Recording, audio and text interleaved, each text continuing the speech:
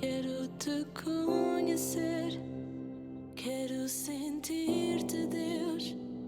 Quero saber que estás aqui. Quero ouvir tua voz, quero te obedecer, quero te sempre agradar, pois tu és o meu Deus. Que a minha vida seja adoração a ti, meu Deus. Que a minha vida seja adoração a ti, meu Deus.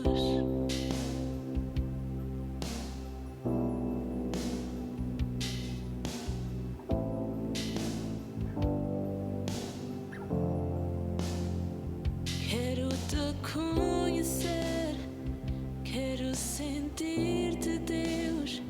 Quero saber que estás aqui. Quero ouvir tua voz, quero te obedecer, quero te sempre. Olá, olá, bem-vindo a mais uma Atitude Emergente. Desde já agradeço-te estares a passar por aqui e a gastares os teus preciosos 10 minutos para refletirmos juntos, ouvires esta partilha que tenho para deixar contigo. Subscreve o nosso canal, coloca gosto aí na página, conforme aonde estás a assistir, e acima de tudo partilha, porque a palavra de Deus não pode ficar contida em ti e em mim, ela precisa de ser divulgada. A atitude que eu preciso, ou melhor, que tu precisas de adotar exemplifica. Exemplifica o quê, Pastor Samuel? 1 Coríntios 10, 11, capítulo 10, versículo 11, Paulo diz-nos o seguinte: tudo isso aconteceu-lhes como exemplo e foi escrito como advertência para nos avisar que vivemos no fim dos tempos. E talvez isto seja uma surpresa para ti, mas os cristãos estão a ser vigiados. E não estou aqui a fazer a inventar uma teoria da conspiração. Não, na verdade, nós somos vigiados com muita atenção por uma multidão de pessoas à nossa volta, principalmente por aqueles que não são crentes, não partilham da nossa fé. Eles têm os olhos colocados em nós e era sobre isso que eu gostava que nós refletíssemos um pouquinho nesta noite.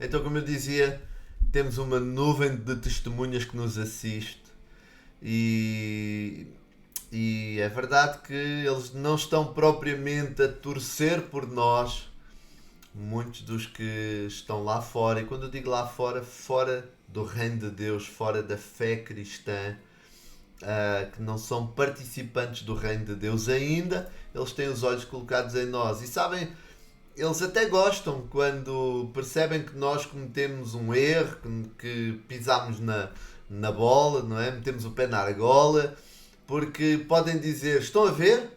É por isso que eu não posso ser cristão, é por isso que eu não sou cristão.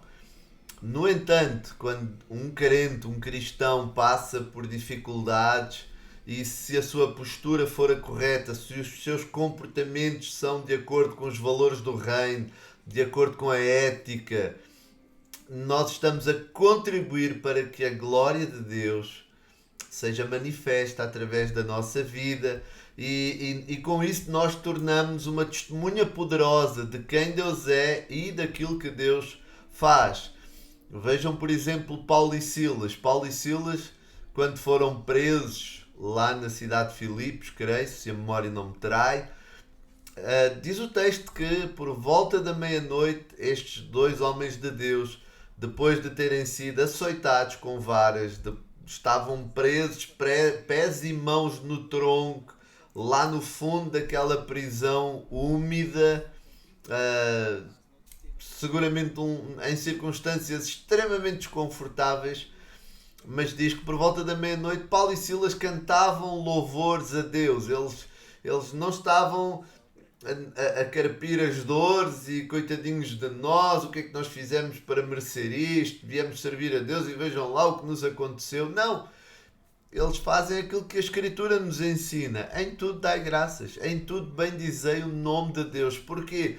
Porque na bonança, na prova, em cima ou em baixo, Deus é sempre Deus connosco e nada acontece na nossa vida fruto de um qualquer acaso. Para tudo Deus tem um propósito. Agora, o carcereiro que era um carcereiro cruel, não se condoeu de forma nenhuma de Paulo e Silas, por isso tratou-os daquela forma tão terrível.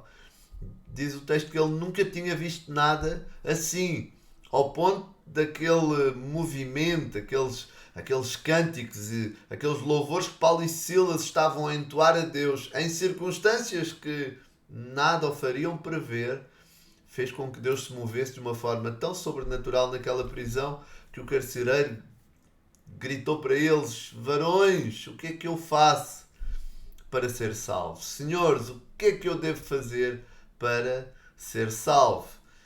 Então, o mundo lá fora, o mundo descrente, o mundo que não conhece Deus, tem os olhos colocados em nós quando sabem que nós somos cristãos. Eles estão à espera dos nossos erros. Mas também há outros que estão dentro de casa, dentro da família da fé, e que têm os olhos colocados em nós. Principalmente têm os olhos colocados naqueles que têm uma fé há mais tempo, naqueles que têm mais anos de vida e de experiência com Deus. Aqueles crentes já bastante maduros. Toda a gente fica a ver como é que eles encaram, por exemplo, o avançar da idade, a velhice, a chegada da velhice, como é que encaram as perdas, como é que encaram a separação do cônjuge, como é que eles reagem, quais os comportamentos que eles têm. No fundo, estes cristãos mais velhos precisam modelar a fé para os mais novos. E isto é tão importante. E porquê que isto é importante? Eu quando digo, eu não digo isto a brincar, eu digo isto a sério, porque é assim que eu me vejo. E eu tive o privilégio de me cruzar na vida cristã com alguns anciãos que foram uma fonte de inspiração para mim, porque os seus 80 e os seus 90 anos de idade inspiraram-me a querer imitar aquele exemplo de resiliência, de propósito. 80 e 90 anos de idade com uma consciência de missão, com um sentido de missão que os levava a influenciar, que os levava a encarar a vida com otimismo, mesmo com algumas debilidades físicas, porque a carcaça vai se decompondo, vai envelhecendo, vai perdendo vitalidade, é normal, mas ainda que o exterior se corrompa, como Paulo diz, o interior se renova. Vocês acham que Jó, lembram-se de Jó? Jó é aquele personagem da Bíblia que num dia só, perdeu toda a riqueza e nesse mesmo dia perdeu todos os seus filhos. Os seus filhos e filhas faleceram no mesmo dia. E ele é um exemplo para nós de fé, de confiança, de fidelidade a Deus, apesar destas circunstâncias terríveis. Agora, ele nunca imaginaria que nós hoje ainda estaríamos a estudar a sua vida. Talvez muitos dos cristãos que hoje estão nas comunidades, nas igrejas e que, por força da sua experiência com Deus, vão continuando, vão avançando, talvez eles também não saibam, mas há muitos outros cristãos mais novos, jovens, que têm os olhos colocados neles.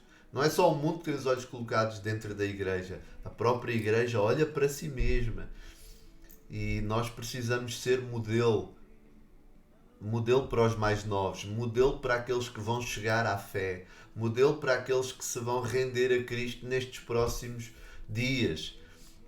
Então a forma como Jó reagiu a todas aquelas vicissitudes é para nós um exemplo nos dias de hoje. Que a tua vida também seja um exemplo para aqueles mais novos, para aqueles que vão chegar. Por isso, a minha atitude, o meu desafio para ti é exemplifica com a vida o que é ser um cristão nas circunstâncias favoráveis e nas desfavoráveis. Quando se está no vigor de idade, na vitalidade dos 20, dos 30 e dos 40, quando se entra nos 60, nos 70, nos 80, nos 90, eventualmente. E se alguém chegar aos 100, é um valentão das dúzias, bendito seja Deus. Portanto, meu querido, eu não sei quanto a ti, mas a mim dá-me um certo conforto e um certo alento saber que, pela forma como eu enfrento as dificuldades, pela forma como eu encaro a vida, pela minha postura, pelo meu posicionamento, eu posso inspirar a geração mais nova, eu posso modelar para a geração mais nova uma forma cristã de estar na vida que é segundo Cristo e que faz toda a diferença. Então, pensa nisso. Deus espera que tu sejas um exemplo dentro e fora da comunidade cristã, dentro e fora da igreja. Para os de fora e para os de dentro. Para os que te aplaudam, para os que te aplaudem e para aqueles que te criticam, ser um exemplo. Em nome do Senhor Jesus. Pai Deus, eu oro por cada um e eu peço que tragas esta resiliência, esta capacidade, esta determinação de, em qualquer fase da vida e debaixo de quaisquer circunstâncias, nós sermos uma única coisa, reprodução de Cristo. Pai, no nome do Senhor Jesus, tua palavra diz que tudo é possível àquele que crê. E eu sei que quem me ouve, quem me assiste, quem por aqui passa, é um destes, um daqueles que crê que todas as coisas com Deus são possíveis e nós marcaremos a nossa geração pela positiva em nome do Senhor Jesus Cristo. Meu querido amigo, meu querido irmão, que Deus te abençoe, bem-ajas. Cá nos encontraremos no próximo dia, se Deus assim o quiser. Tchau, tchau.